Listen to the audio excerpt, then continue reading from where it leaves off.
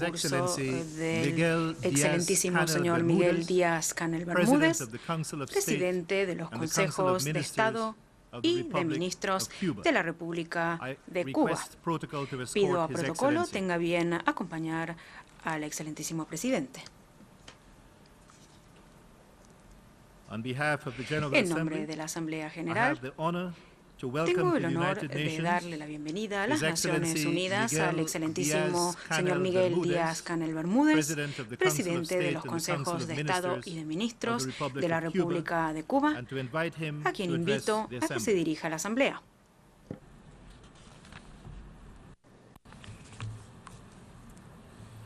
Señor presidente, imposible estar aquí a hablar desde este podio en nombre de Cuba y no evocar momentos históricos de la Asamblea General, que lo son también desde nuestra memoria más entrañable.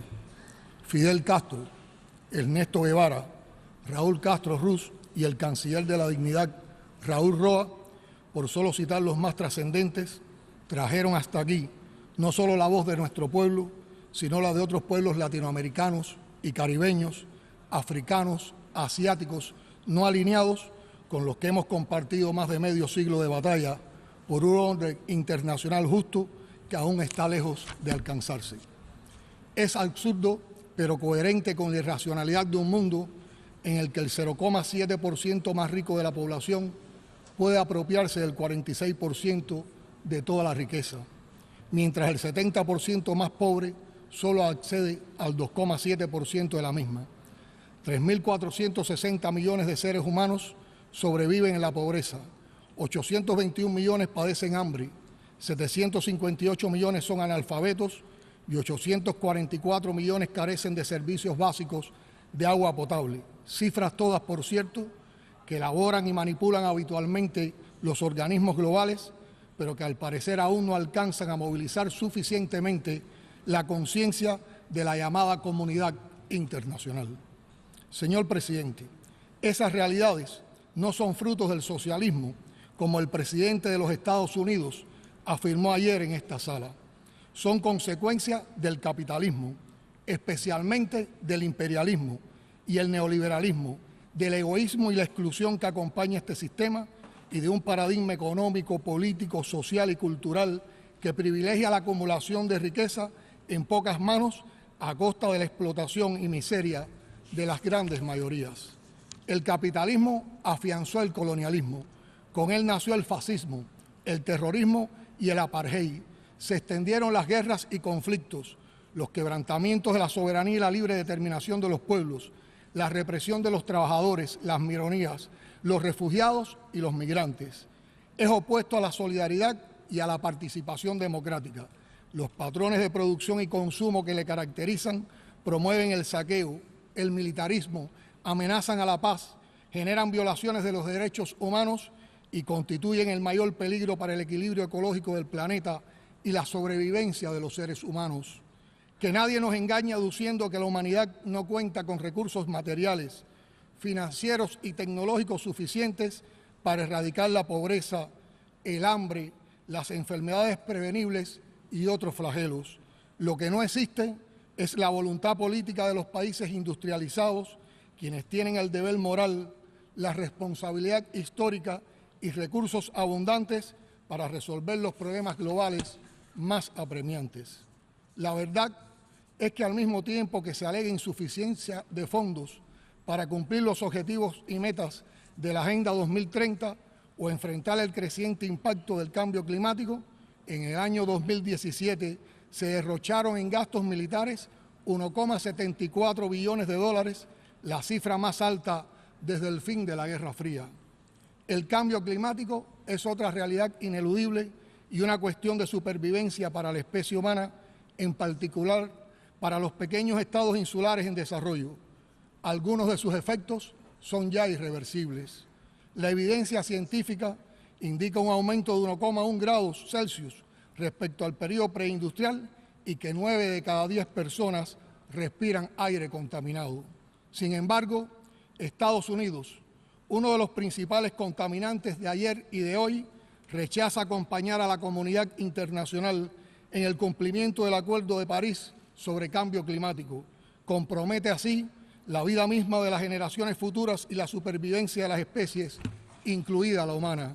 Más aún, como si no sobraran las amenazas sobre la humanidad y sus deslumbrantes creaciones, es un hecho que se perpetúa y expande el hegemonismo militar y nuclear, en detrimento de la aspiración mayoritaria de los pueblos a un desarme general y completo, ideal que Cuba comparte, y como prueba de su compromiso con este objetivo, el 31 de enero pasado se convirtió en el quinto Estado en ratificar el Tratado sobre Prohibición de las Armas Nucleares.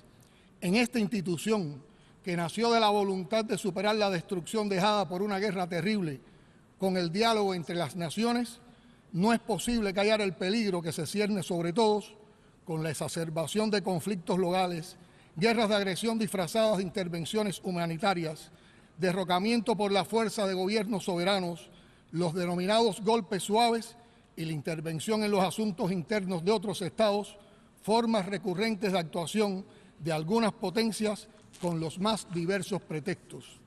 La cooperación internacional para la promoción y protección de todos los derechos humanos para todos es un imperativo, pero su manipulación discriminatoria y selectiva con pretensiones de dominación viola los derechos a la paz, a la libre determinación y al desarrollo de los pueblos.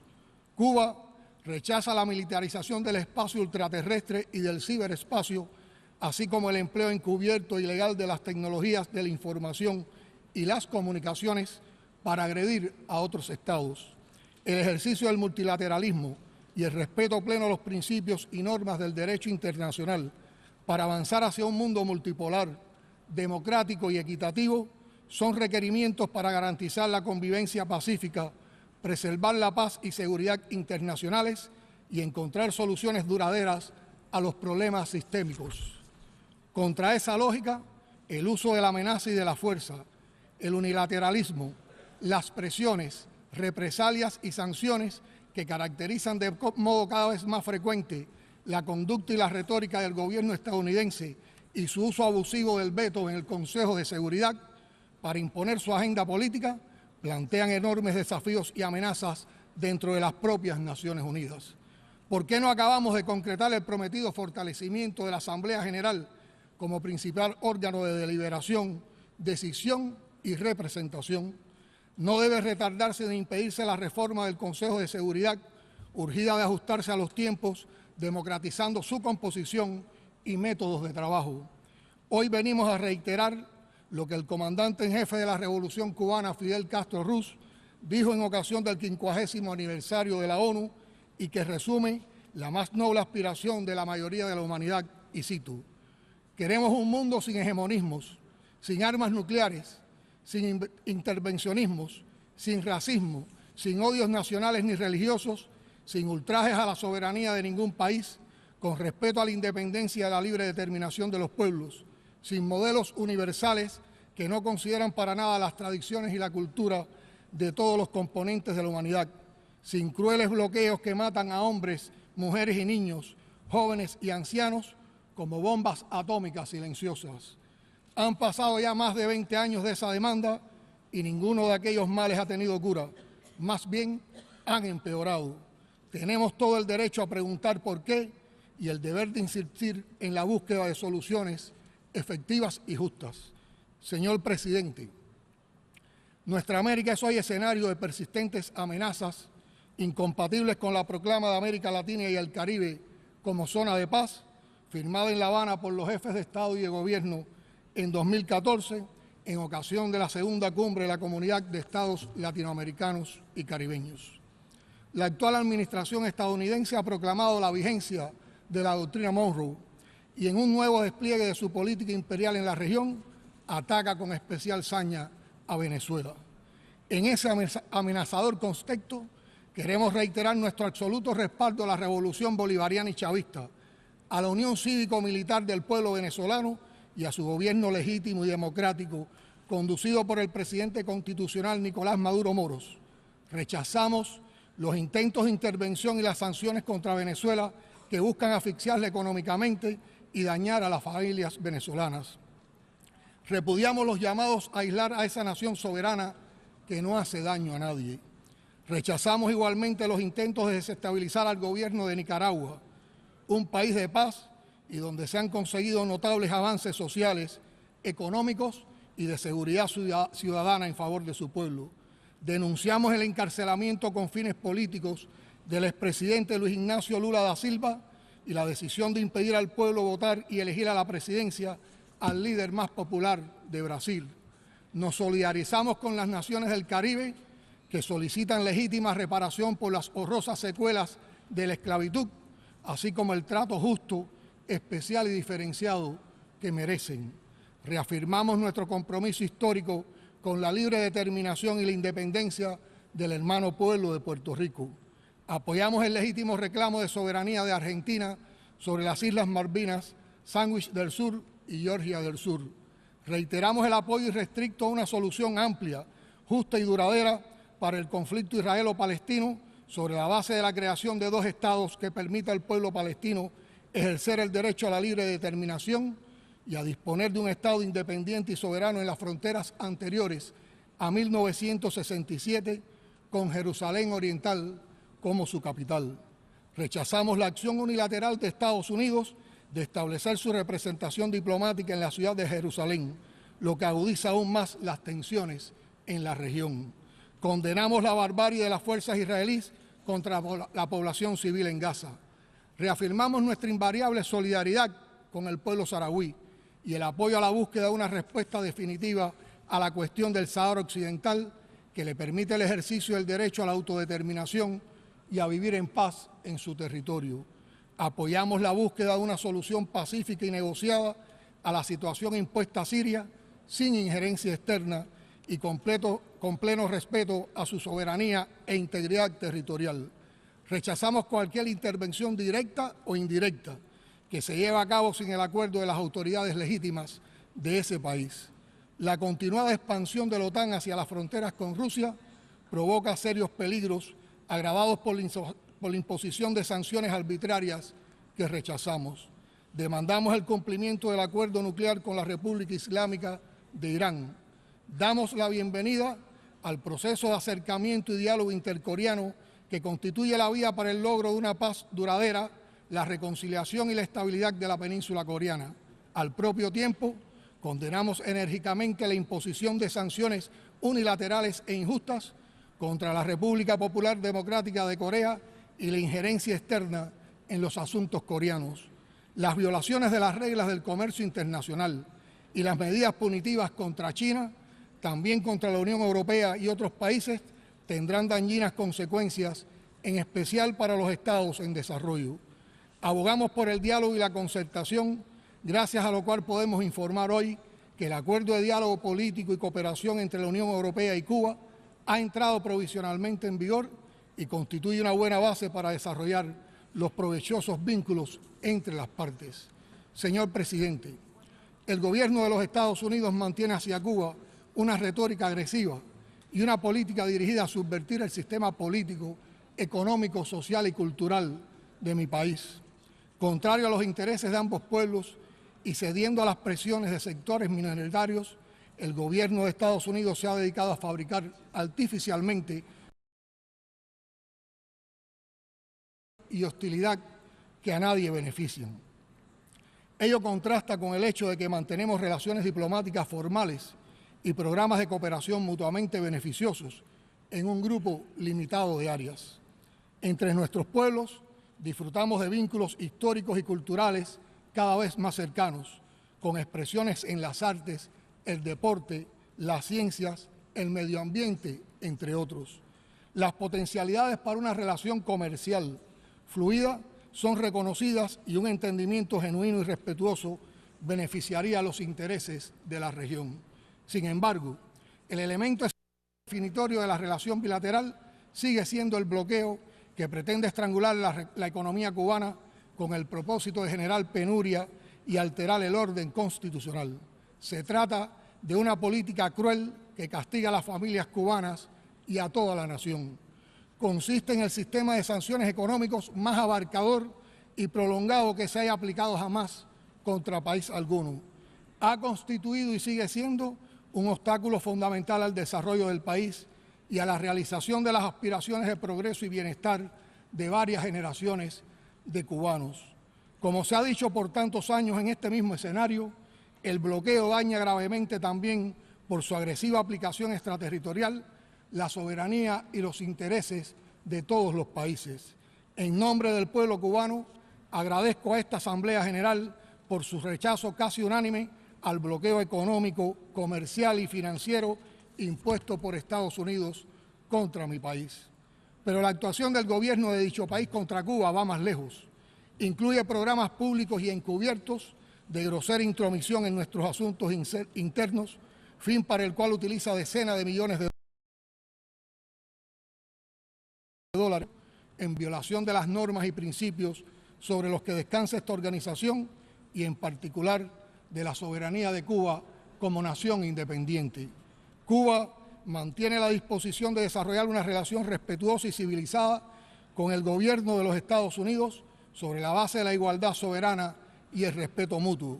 Esa es la voluntad del pueblo cubano y sabemos que se trata de una aspiración compartida por la mayoría de los ciudadanos estadounidenses y particularmente por los cubanos que residen en ese país. Seguiremos reclamando sin descanso el fin del cruel bloqueo económico, comercial y financiero, la devolución del territorio ilegalmente ocupado por la base naval norteamericana en Guantánamo y la compensación justa a nuestro pueblo por los miles de muertos y mutilados y por el daño económico y material ocasionado en tantos años de agresión. Cuba siempre estará dispuesta a dialogar y a cooperar desde el respeto y el trato entre iguales. Nunca realizaremos concesiones que afecten la soberanía e independencia nacional. No negociaremos nuestros principios ni aceptaremos condicionamientos. A pesar del bloqueo, la hostilidad y las acciones que ejecuta Estados Unidos para imponer un cambio de régimen en Cuba, aquí está la revolución cubana, viva y pujante, fiel a sus principios. Señor presidente, el cambio generacional en nuestro gobierno no debe ilusionar a los adversarios de la revolución. Somos la continuidad, no la ruptura. Cuba ha proseguido dando pasos para perfeccionar su modelo de desarrollo económico y social con el objetivo de construir una nación soberana, independiente, socialista, democrática, próspera y sostenible. Ese es el camino que escogimos libremente. El pueblo cubano jamás regresará al pasado oprobioso del que se liberó con los mayores sacrificios durante 150 años de lucha por la independencia y la dignidad plena. Por decisión de la abrumadora mayoría de las cubanas y los cubanos, daremos continuidad a la obra emprendida casi 60 años atrás. Con esa convicción, comenzamos un proceso de reforma de la Constitución, ejercicio genuinamente participativo y democrático, mediante discusión popular del proyecto que se aprobará finalmente en referendo. Tengo la convicción de que no habrá cambios en nuestros objetivos estratégicos y que el carácter irrevocable del socialismo será ratificado. Los principios de nuestra política exterior permanecerán inalterables, como expresara el primer secretario de nuestro partido, Raúl Castro Ruz, en su intervención en ocasión del 70 aniversario de la Organización de las Naciones Unidas, y cito: podrá contar siempre la comunidad internacional con la sincera voz de Cuba frente a la injusticia, la desigualdad, el subdesarrollo, la discriminación y la manipulación, y por el establecimiento de un orden internacional más justo y equitativo, en cuyo centro se ubique realmente el ser humano, su dignidad y bienestar. La Cuba, en nombre de la cual hablo hoy, es orgullosa continuadora de esa política independiente, soberana, fraternal y solidaria con los pobres de la tierra, productores de toda la riqueza del planeta, aunque el injusto orden global los castigue con la miseria, en nombre de palabras como democracia, libertad y derechos humanos que los poderosos en la realidad han vaciado de contenido. Ha sido emocionante hablar en la misma tribuna donde hace hoy 58 años atrás Fidel expresó verdades tan poderosas que todavía nos estremecen frente a los representantes de las más de 190 naciones que, rechazando chantajes y presiones, cada año llenan la pizarra de votaciones de dignos símbolos verdes de aprobación a nuestra demanda de fin de bloqueo. Me despido con la esperanza de que las nobles aspiraciones de la mayoría de la humanidad terminen por realizarse antes de que nuevas generaciones vengan a ocupar este podio, reclamando lo mismo que hoy reclamamos nosotros y ayer reclamaron nuestros históricos predecesores. Muchas gracias.